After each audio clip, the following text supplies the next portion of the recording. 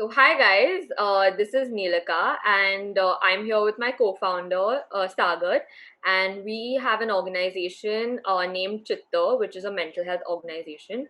So, I'm sure you guys would have guessed what we're going to be talking about today. Whatever we are going to be discussing is going to be aligned with SDG number 3, which is your health and well being. So, Sagar, do you want to take it ahead? Hi guys, my name is Sagar, and I co-founded Chitta with alongside Neelika. We are both Resolution Fellows. We won the Resolution Fellowship for our social venture. Chitta Resolution Project is essentially a non-profit that supports young social entrepreneurs around the world. So yes, as Neelika mentioned, we are here to discuss about mental health and in specific, I think about how the pandemic has changed conversation around mental health.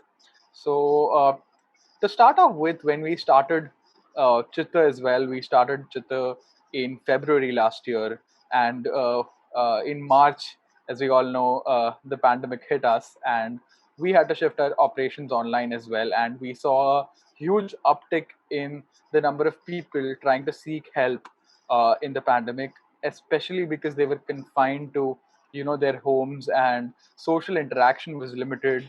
There was a lot of uncertainty regarding a lot of things. So we definitely saw a lot of that, and there were certain events that also changed or shifted the conversation nationally, so as to say. And um, uh, we we uh, we actually as an organization almost got overwhelmed in the very start when we saw so many people approaching us to connect. So what we essentially do is connect students to mental health professionals for context, and we got a lot of students texting us telling us to get them connected to to mental health professionals.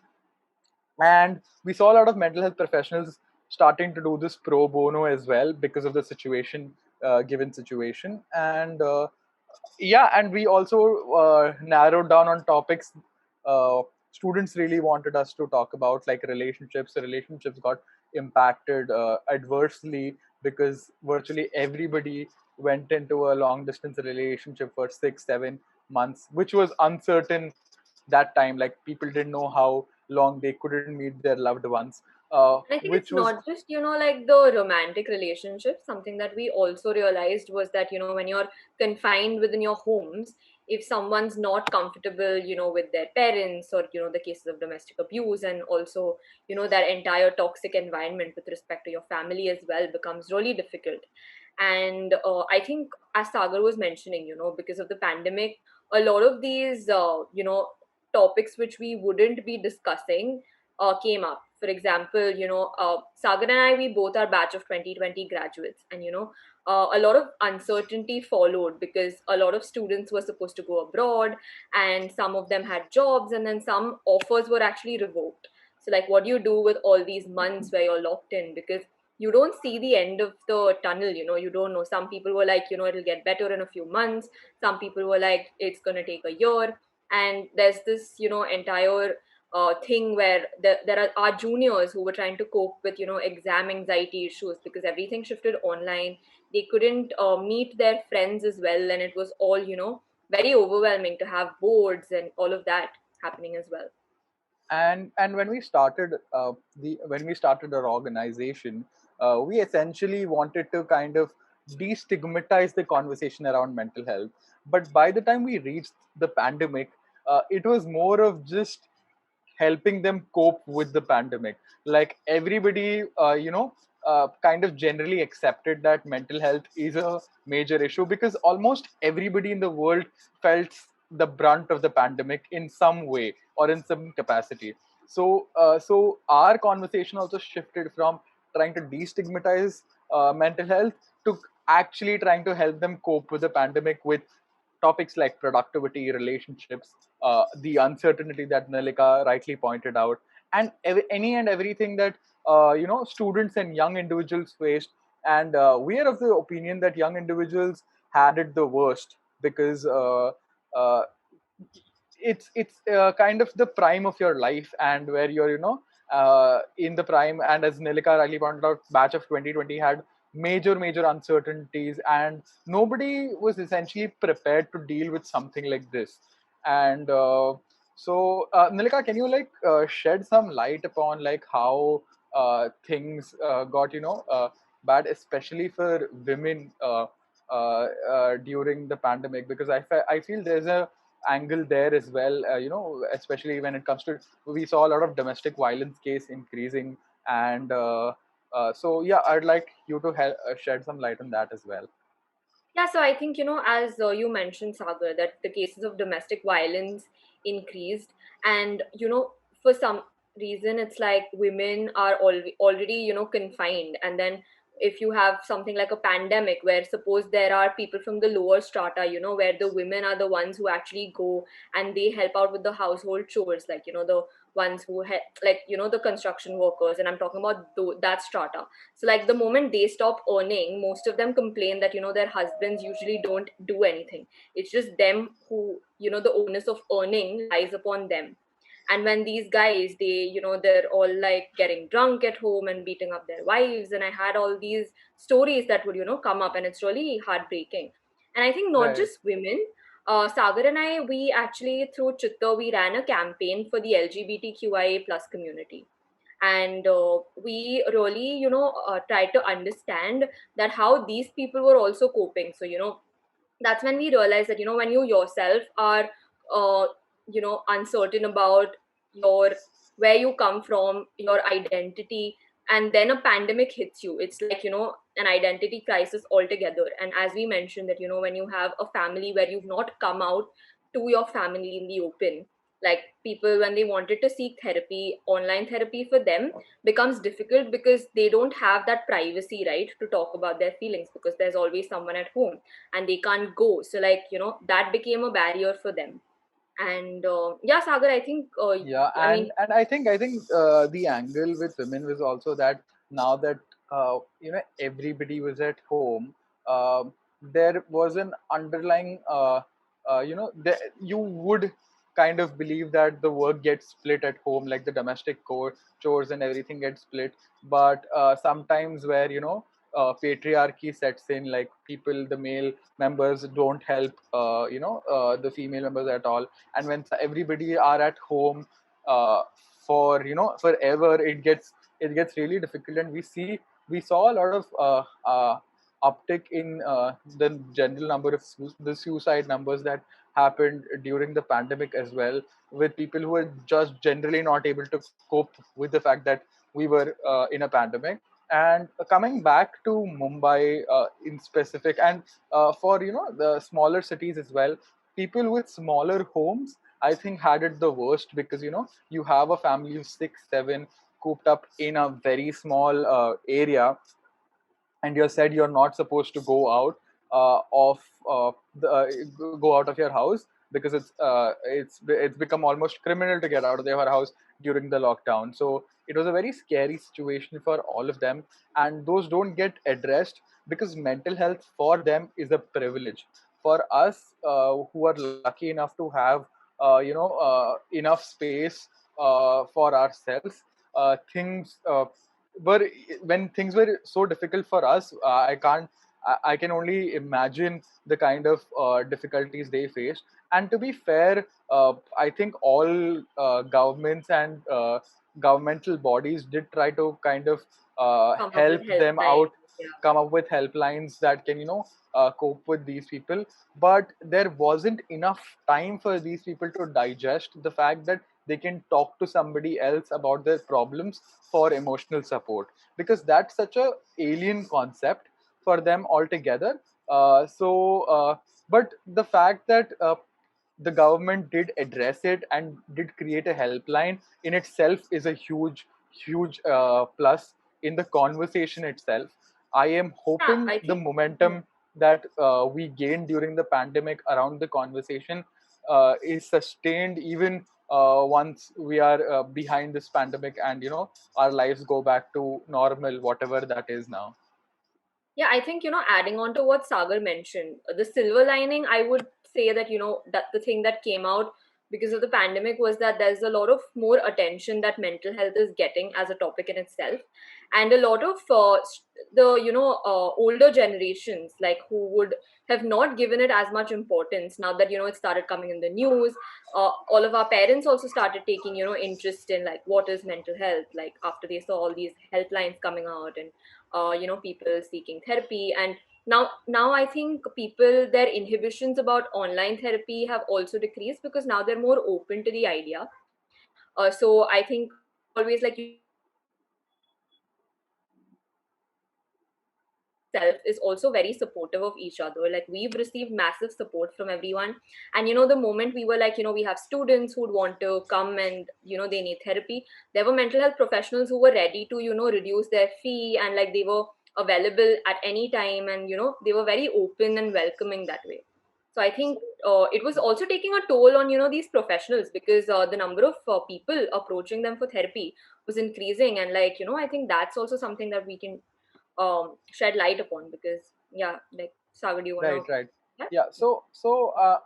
I also think when it comes to the conversation about mental health in general, if anybody watching this has considered therapy, but has had questions about the financial barriers that exist, the stigma that we talk about is essentially that, hey, mental health is for those people who have reached a certain tipping point, or who are in depression, as society likes to diagnose it.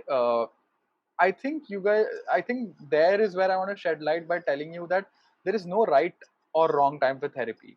Like, you can be at on the top of the world and you can still seek therapy and try to understand yourself better, try to give a professional some space to understand you. And especially when it comes to students, the financial barriers are definitely there, but that is what organizations like us are trying to mitigate here. So if you genuinely have financial barriers and you can't afford therapy, or can't shed money at all, then you can come to organizations like us, where we can try and help you either find an affordable therapist that you can afford with the little pocket money that you have, or try to give you connect you to a therapist who's willing to take you pro bono. But I think taking initiative, the concept of taking initiative was something that was accelerated during the pandemic, because because people actually reached the tipping point because of the pandemic.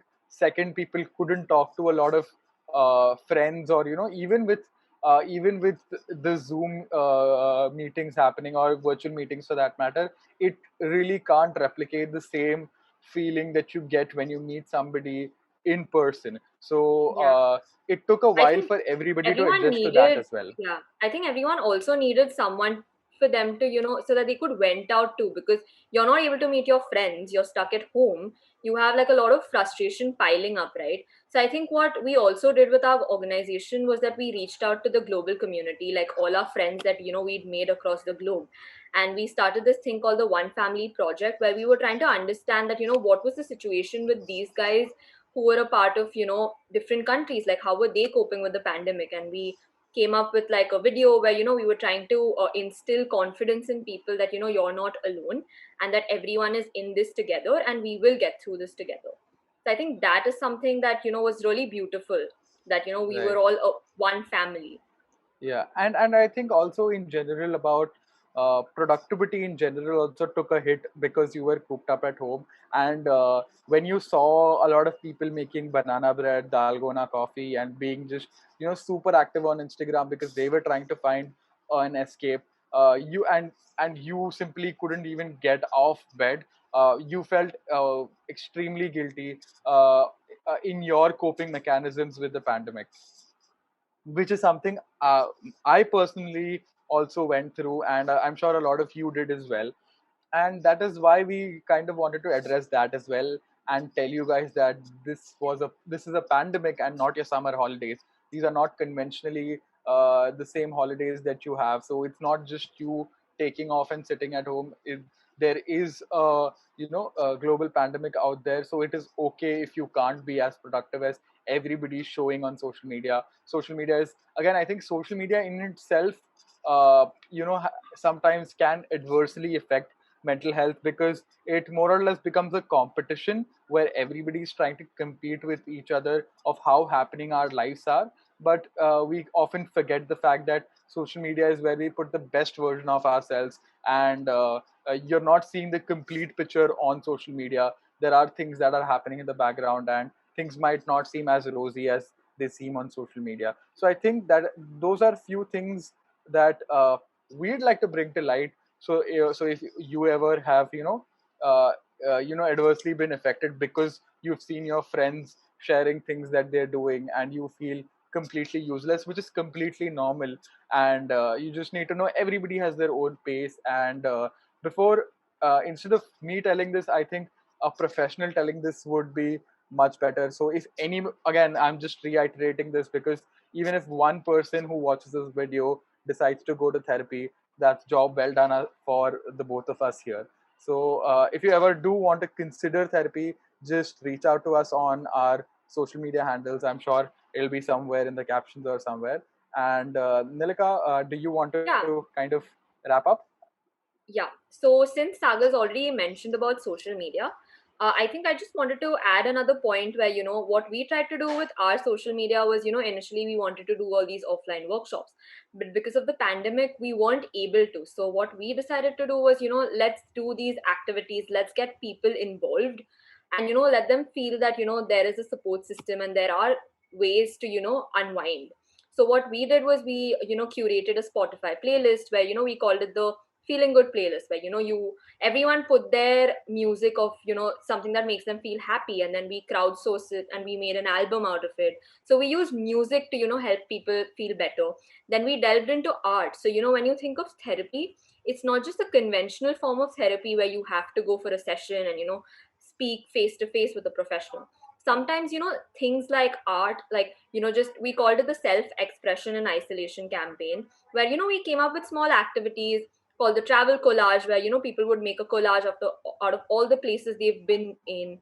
Then they also did this thing called the mood circle. So basically, we asked them to draw a circle, and basically everything that they were feeling they could draw within the circle. So the circle was an embodiment of the confinement, and within it was how they were feeling. So I think that really made people feel connected to us and to each other. And like, yeah, these are the way where we thought that maybe social media could be a good thing. And yeah, as Sagar mentioned, at any point in time, if anyone wants to reach out to us, we're available across all social media handles. We're most active on Instagram, so you can find us at Chitta India, which is CITTAINDIA. And yeah, like, feel free to contact Sagar, contact me. And yeah, thank you so much for having us, and I'd just like to end Thank it you. with our tagline, which is "You've got this." Thank you, guys. Thank you, IDS, for calling us and conducting this session. We wish you guys good luck. Bye bye.